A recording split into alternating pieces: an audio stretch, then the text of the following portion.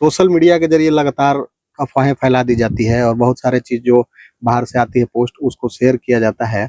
तो इसमें क्या करना चाहिए? लोगों को कैसे बचा जाना चाहिए? इस पर हमारे साथ चर्चा करने के लिए वरिष्ठ पत्रकार अनिरुद्ध कुमार हैं। हम इनसे जानने की कोशिश करेंगे कि लोकसभा चुनाव के दौरान लोगों को किन-किन चीज़ों से बचना चाहिए ताकि उन पर आदर्श आचार संहिता उल्लंघन का मामला ना हो।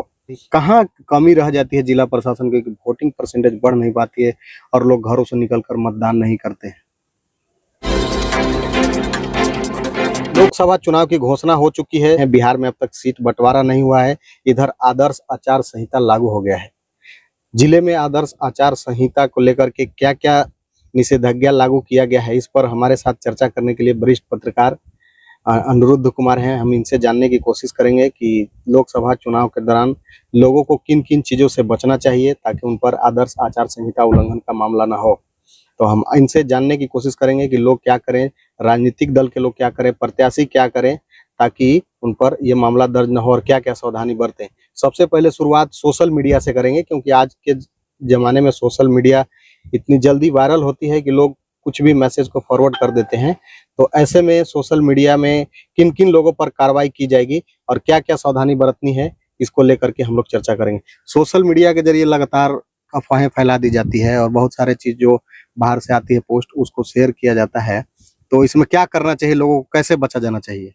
चूँकि लोकसभा का चुनाव का तारीख का ऐलान हो चुका है और सभी पार्टी जो है अपने इलेक्शन मोड में है, उतना ही जिला प्रशासन जो है नई जो है तरीका अपनाया है। खास करके सोशल मीडिया पर निर्वाचन आयोग ने जैसा कि कल देर शाम कोड ऑफ कंडक्ट जारी करने के बाद निर्देश दिया गया था। तो सोशल मीडिया में सबसे पहले यहाँ के लोगों को जो व्हाट्सएप ग्रुप है, फेसबुक है, जितने भी जो ट्विटर हैं, उनके जो खासकर व्हाट्सएप के जो एडमिन होते हैं, वो तत्काल जो है एडमिन से उसको रोक लगाना चाहिए ताकि किसी प्रकार की अफवाहें न फैले। उन्हें ध्यान रखना चाहिए कि जो धार्मिक उन्माद खास करके चल रही है और किसी पार्टियों के संबंध में कि व्यक्ति विशेष जानकारी जो है उसमें शेयर न करें। इसलिए उनकी कड़ी चेतावनी दी जाती है कि जैसे ही कोड ऑफ कंडक्ट जारी है, सभी जिला मुख्यालय में सभी जिलाधिकारी, सभी जितने भी जो है निर्वाचन आयोग के अधिकारी इस पर खास निगाह रखे हैं ताकि इनसे बचना चाहिए। धारा 144 की बात की जाए तो भीड़ जुटाने को लेकर के जो बना बताया गया है कि 5 लोग या 5 से अधिक लोग एक साथ ना रहें। चौक-चौराहों पर, चाय की दुकानों पर ये भीड़ है और चुनाव का माहौल है तो चुनावी चर्चा तो होना है। इसको लेकर के क्या सावधानी बरतना चाहिए या उन पर ये लागू होता है कि नहीं कि एक चाय की दुकान हो, कोई होटल हो, वहाँ 10 लोग, 20 लोग, 50 लोग आते हैं, बैठते हैं और वहाँ चुनावी चर्चा होती है। तो ऐसे स्थिति में क्या करना चाहिए? चूँकि भीड़ भी जो है चाय की दुकानों पर लगी होती है, ऐसा कोड ऑफ कंडक्ट में नहीं आता है। लेकिन वहाँ जो राजनीतिक मुद्दा जो होती है, जो सरगर्मी होती है, राजनीतिक जो चर्चाएँ होती है, वो नहीं होना चाहिए। कई भी पॉलिटिकल पार्टी के जो छोटे नेता होते हैं, आज चाय की दुकान पर इसकी चर्चा कर रहे हैं। खास करके टिकट बँटवारे की रही बात जो है जहानाबाद संसदीय क्षेत्र की, इस तरह की बातें नहीं होनी चाहिए। और खास करके जो है निर्वाचन आयोग बहुत सख्ती से इस बार चुनाव जो है पूरे देश में जो है इसका देश का जो महापर्व है, लोकतंत्र का महापर्व है, उसमें इस बात पर ख्याल रखा गया है। इसलिए कहीं भी अगर 1 से ज़्यादा, 4 से ज़्यादा या 5 कहीं इकट्ठे होते हैं, तो राजनीतिक मुद्दे पर चर्चा कभी नहीं करना चाहिए, उनसे बचने की मतलब सलाह दी जाती है। अभी त्योहार आने वाले हैं और अभी होली का त्योहार आने वाला है, ईद आने वाला है। तो होली मिलन समारोह के नाम पर इस तरह के कार्यक्रम किए जाएँगे जिसमें पॉलिटिकल पार्टी के लोग शामिल होंगे और उनके लिए परमिशन दी जाती है। नेताओं को आगमन होता है, उसकी स्वागत और जुलूस निकलती है। तो इस पर जिला प्रशासन का क्या निगाह है? चूँकि होली या जो भी है या हिंदू हो या मुस्लिम हो, किसी भी समुदाय का पर्व है, लगातार ये 2 महीना में चलेगा। देश के पटल पर ये जो पर्व मनाया जाएगा। लेकिन इन बात पर भी ध्यान रखना है कि होली पर्व में होली मिलन समारोह आयोजित हो, उसमें भी राजनीतिक दल सम्मिलित होते हैं। राजनीतिक दल या किसी भी दल के लोग उसमें शामिल होने से गुरेज नहीं करेंगे। लेकिन सिर्फ़ इस बात की ख्याल होनी चाहिए कि जो होली मिलन समारोह शामिल कर रहे हैं या फिर जो है ईद का पर्व हो या रमज़ान का पर्व हो या दावत इफ्तार का पार्टी हो, उन सभी में शामिल होने से परहेज़ नहीं किया जा रहा है। वैसा कि जैसा कि निर्देश जिला प्रशासन के द्वारा दिया गया है, उन सभी चीज़ों में राजनीतिक बातें नहीं होनी चाहिए, चुनाव के मुद्दे नहीं होने चाहिए, चुनाव से संबंधित किसी चीज़ का उपयोग नहीं होना चाहिए, सार्वजनिक स्थल पर ये सब करने से एकदम बिल्कुल बचना चाहिए।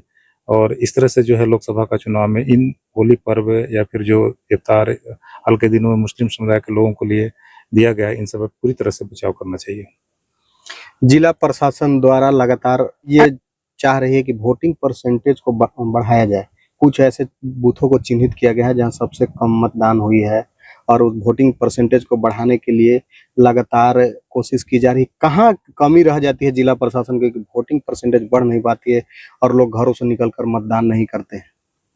सबसे पूरे अगर देश लेवल की चर्चा हुई है लोकसभा चुनाव में, तो जहानाबाद संसदीय क्षेत्र में वोटिंग परसेंट काफी कम है, और खास करके अरवल के 2-3 विधायकों का जो है इस विधानसभा में, अरवल और कुर्था में, जिसकी परसेंटेज लगभग 29% दिखाई गई है। तो वैसी स्थिति में हम लोगों को सिर्फ जिम्मेवारी जिला प्रशासन की नहीं होती है, प्रचार प्रसार का माध्यम उसका नहीं होता है, उसमें आम लोगों को भी इस तरह का उपाय करना चाहिए कि अधिक से अधिक किसी लोकतंत्र के महापर्व में अपनी हिस्सेदारी दिखाए, अपनी दावेदारी दिखाए, अपने चहेते प्रत्याशियों को, जनप्रतिनिधियों को चुन करके भेजे। तो उसमें आम लोगों की भी जिम्मेवारी पड़ती है। सिर्फ हम लोग ये जिम्मेवारी छोड़ देते हैं जिला प्रशासन की ओर से कि उनका चुनाव प्रचार नहीं होता है, लेकिन चुनाव प्रचार प्रसार करके जिला प्रशासन तो करते ही हैं, लेकिन उसमें आम जनमानस में जो भी लोग हैं, जो भी समझदार होते हैं, जो भी उनके घर के परिवार होते हैं, कई लोग नहीं रह पाते हैं।